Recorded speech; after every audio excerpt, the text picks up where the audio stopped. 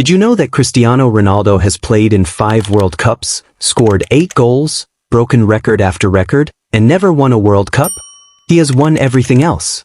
5 Ballon d'Ors, 5 Champions Leagues, a European Championship, 2 Nations League titles, 143 international goals. More than any man in the history of football. But the World Cup? Never. And now, at 41 years old, he is walking into his 6th and final World Cup with one mission. One last chance. One trophy left to win. The World Cup has a serious Cristiano Ronaldo problem. To understand what this moment means, you have to go back to the beginning. Not 2022. Not 2018. All the way back to 2003. A skinny 18-year-old from Madeira makes his debut for Portugal. Nobody outside of Manchester United really knows his name yet. Nobody outside of Portugal really cares about the national team yet either. Because before Ronaldo, Portugal were nobody's favorites. In the 90 years before he pulled on that shirt, Portugal had qualified for just 3 World Cups and 3 European Championships. No major trophies. No golden generations. No real belief that they could compete with the giants of world football. Then he arrived. And everything changed. Since the day Ronaldo won his first cap in 2003, Portugal have not missed a single major tournament. Not one. 5 World Cups in a row. 5 Euros in a row. A country of just 10 million people, consistently competing against the biggest nations on earth. He didn't just change Portugal's results. He changed their identity. He made them believe they belonged. His first World Cup was Germany 2006. He was 21 years old. Young, electric, already dangerous. Portugal reached the semifinals, their best World Cup run since 1966. The whole country fell in love with this team. With this kid. But they didn't win. France stopped them. And a lesson was learned that would follow Ronaldo for the next 20 years. Individual brilliance is not enough at a World Cup. 2010 came and went. 2014 came and went. Portugal were knocked out in the group stage, Ronaldo carrying an injury the whole tournament. By now the frustration was building. The goals were coming. The records were falling. But the trophy remained out of reach. And then came 2018, the moment the world truly understood what kind of player Ronaldo was. Group stage. Portugal versus Spain. One of the most anticipated matches in World Cup history. 2 neighboring nations. 2 of the best teams in Europe. And Ronaldo, as he has always done on the biggest stages, decided to make it personal. He scored in the 4th minute from the penalty spot. Spain equalized. He scored again before halftime. Spain came back. Spain then took the lead for the first time. 3-2, minutes remaining. Portugal's World Cup campaign on the edge. And then Ronaldo was fouled outside the box. He picked up the ball, placed it down, and in the 88th minute, curled a free kick over the wall and into the top corner. 3-3, hat-trick complete. The world went silent for a second, and then exploded. It was the greatest individual performance in a World Cup group game in a generation. He became the first player to score in 8 consecutive major tournaments. And he didn't even celebrate like a man who had just done something extraordinary. He celebrated like a man who expected it. But here is the thing about Ronaldo at World Cups that nobody likes to say out loud. 8 goals in 5 tournaments. All 8 of them in the group stage. In every knockout game he has ever played at a World Cup, Ronaldo has scored 0 goals. Not a tap-in. Not a penalty. Not a header. Nothing. The greatest goal scorer in international football history has never scored a single goal when it has truly mattered most. When elimination was on the line. When the world was watching. That is the paradox. That is the problem. That is the story. 2022 in Qatar was supposed to be different. Ronaldo arrived with a point to prove. He had just left Manchester United in difficult circumstances. His club career was in chaos. But the World Cup was a clean slate. A chance for one last great act on the biggest stage. Portugal beat Ghana in the group stage. Ronaldo scored, becoming the first male player in history to score in 5 separate World Cups. The record was historic. The celebration was everything. But behind the scenes, something was wrong. Ronaldo was dropped from the starting lineup. Not once. Twice. Coming on as a substitute against Switzerland.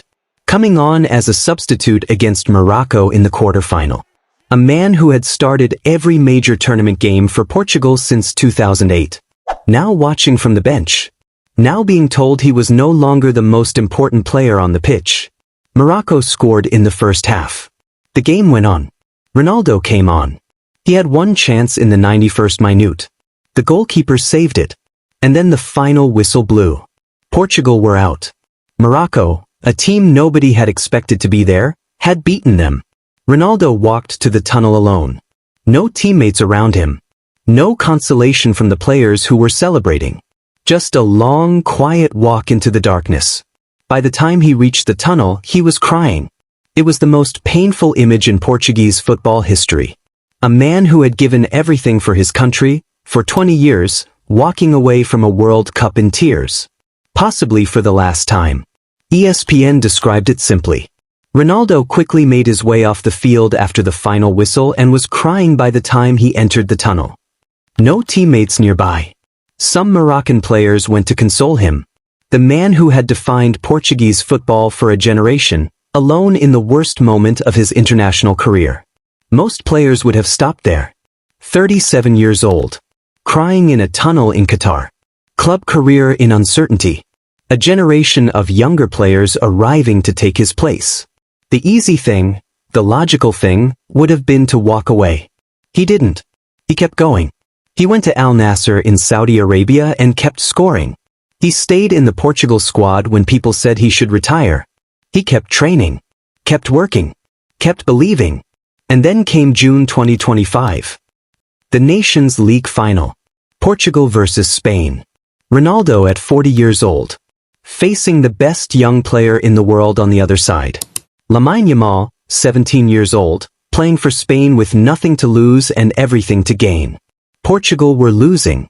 The game was slipping away. And then Mendes found Ronaldo in the box. He shrugged off his defender. And hooked a volley into the net. 2-2, Portugal equalized. At 40 years old. In a major international final. They won on penalties. Ronaldo dropped to the turf and sobbed. Tears of joy this time. Not tears of heartbreak. He had now won 3 major international trophies with Portugal. Euro 2016. Nations League 2019. Nations League 2025. And he finished as the top scorer of the entire Nations League tournament. At 40. Now the 2026 World Cup is here. And this Portugal team is not the same team that limped out of Qatar 4 years ago. This Portugal team is genuinely frightening. Bruno Fernandes running the midfield. Vitinha and João Neves, both Champions League winners, controlling the tempo. Bernardo Silva, one of the best footballers on the planet, offering movement and intelligence that no defender can handle. Nuno Mendes, the best left back at this tournament. Rafael Leao bringing pace and danger from the wing. They arrived as Nations League champions. They qualified for this tournament in style. Portugal ran out 9-1 winners in their final qualifier just to seal their place. And Ronaldo holds the record for most goals in World Cup qualifying history. 41 goals in 50 qualifying games. More than any human being has ever scored trying to reach a World Cup. He has done everything to get Portugal here.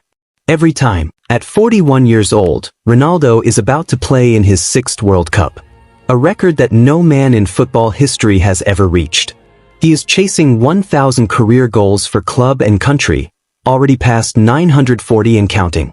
His international record reads 143 goals in 228 appearances.